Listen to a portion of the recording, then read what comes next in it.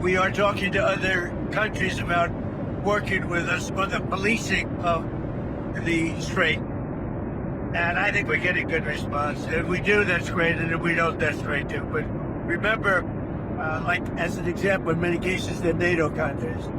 We're always there for NATO. We're helping them with Ukraine. Because it's got a notion in between us. Doesn't affect us, but we've helped them. It'd be interesting to see what country wouldn't help us with a very small endeavor, which is just keeping the strait open. That, by comparison, it's small because Iran has very little firepower left. Their missiles are down to a low number. You see, they're shooting very few of them. You know why? Because they don't have very many of them. And because we've decimated their manufacturing capability. Mr. President, which countries have said that they built up? Well, I can't say yet. It's a little early. We contacted today and last night. But we've had some positive response. We had a few that would rather not get involved. Is China one of them? I don't want to tell you about that. I mean, I can't really say for sure, but China's an interesting case study. They get most of their oil, as you know, by far. They get a lot, about 90% from the strait. So I said, would you like to come in? And we'll find out. Maybe they will, maybe they won't. You know, there's some other deeper reasons why they may not.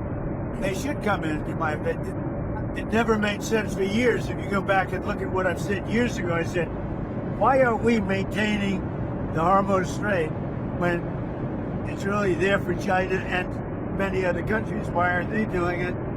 And that's because we had weak leadership, to be honest with you. But I'm bringing it up now because I think even long term, I think it's something that other countries should help us with. How many other countries, Mr. President? And again, remember this about 7, talking about 7. Just remember that it's something that we don't need, and these countries do need. And yet for years, it's like, for years we've been maintaining it, doing a great job. And now that the war is, now that they've been diminished in terms of military, their military has been greatly diminished.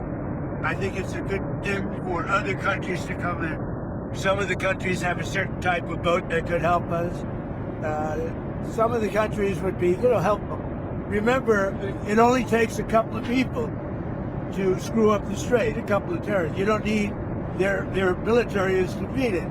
But all you need is a few people dropping mines here and there, and you louse it up. So we need.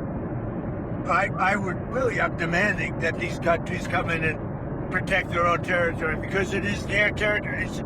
It's the place from which they get their energy, and they should come and they.